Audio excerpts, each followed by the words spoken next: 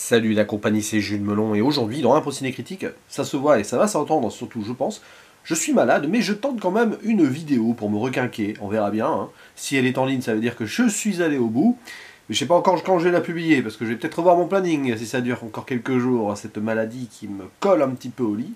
En attendant, au lieu de raconter ma vie en cette fin d'année 2023, je vais vous parler d'un film culte des années 30 sorti en 1938, L'impossible Monsieur Bébé, ou Bringing Up Baby en version originale, réalisé par Howard Hawks, qui auparavant déjà avait fait l'excellent Scarface et qui fera énormément d'autres films cultes par la suite, en touchant un petit peu à tous les genres. D'ailleurs, il s'agit ici d'une véritable comédie, fer de lance si on veut, même s'il y en avait déjà pas mal à l'époque, du fameux style screwball, un petit peu loufoque, qui part dans tous les sens avec un rythme effréné.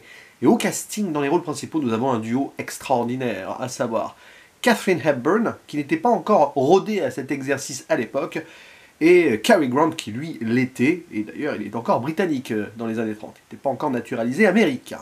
On va aussi citer en second rôle les présences de May Robson, qui joue la tante, et Charlie Ruggles, qui joue ce major là, qui va essayer de tenter d'imiter le bruit d'un animal, parce que c'est un film très animal aussi, mais qui dépeint les relations humaines de façon assez particulière, avec d'un côté un paléontologue new-yorkais, qui s'appelle David Huxley, qui a vraiment une vie mais guindée quoi.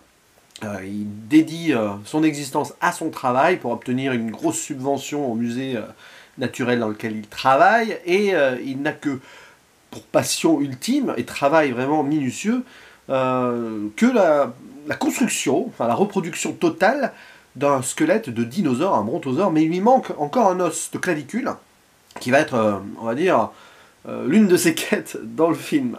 Et donc il est sur le point d'épouser sa secrétaire, mais sans amour, quoi. C'est vraiment tout pour le boulot. Pas très joyeux tout cela. Mais un beau jour, il va rencontrer au golf, puis lors d'une soirée, une jeune femme qui est très excentrique et assez riche, qui est jouée donc par Katharine Hepburn, à savoir Susan Vance.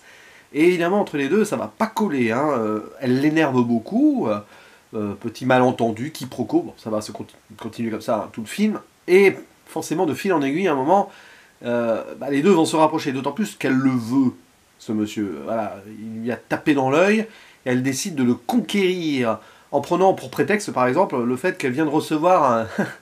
c'est drôle, hein, un léopard apprivoisé, qui s'appelle Bébé, donc c'est lui, hein, l'impossible Monsieur Bébé, Baby.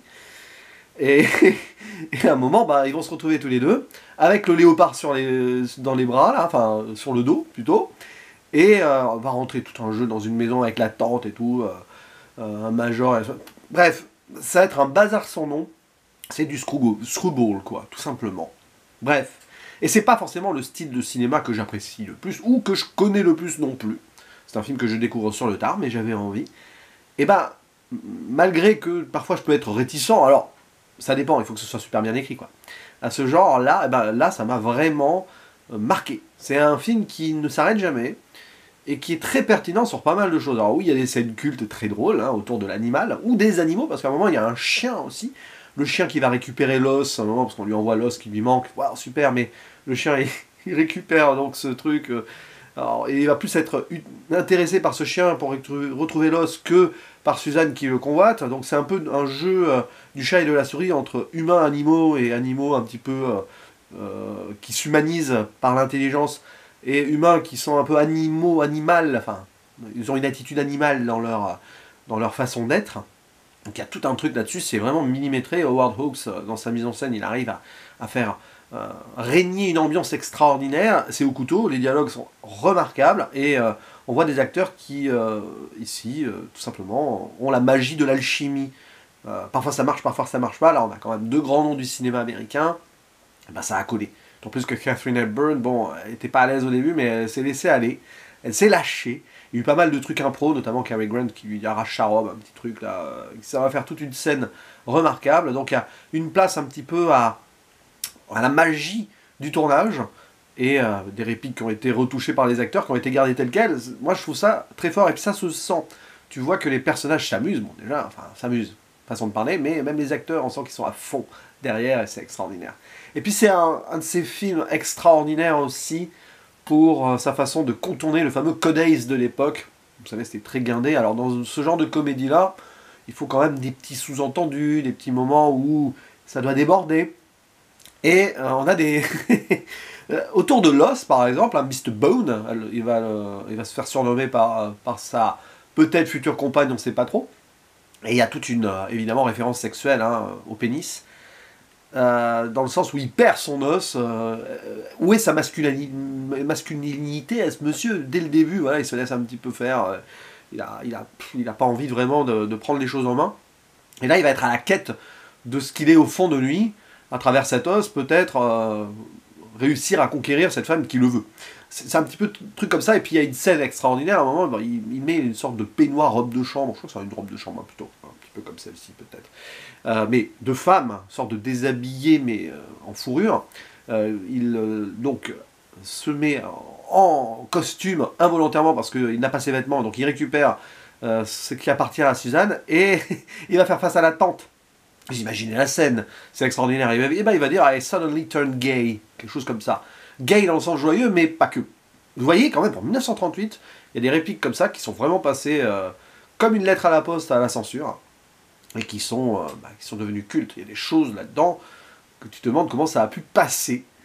Et c'est la magie aussi de ces petites comédies effrénées qui installe quelque chose autre que l'intrigue elle-même, parce que ouais, bon, c'est vrai qu'à un moment, on s'en fiche un petit peu de ce qui va se passer, on sait que les deux vont interagir, et c'est je t'aime moi non plus, quoi.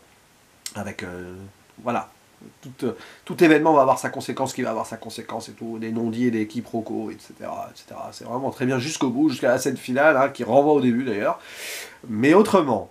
Donc l'impossible Monsieur Bébé, c'est un film à voir comme ça en fin d'année.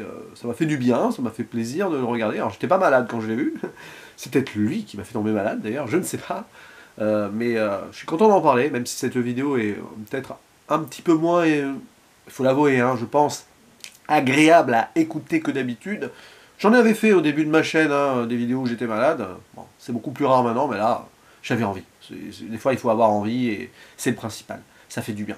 Donc n'hésitez pas à dire en commentaire ce que vous pensez de ce film, des acteurs principaux, tout, de certaines répliques, lâchez-vous. Hein, et je vous dis à la prochaine. Ciao!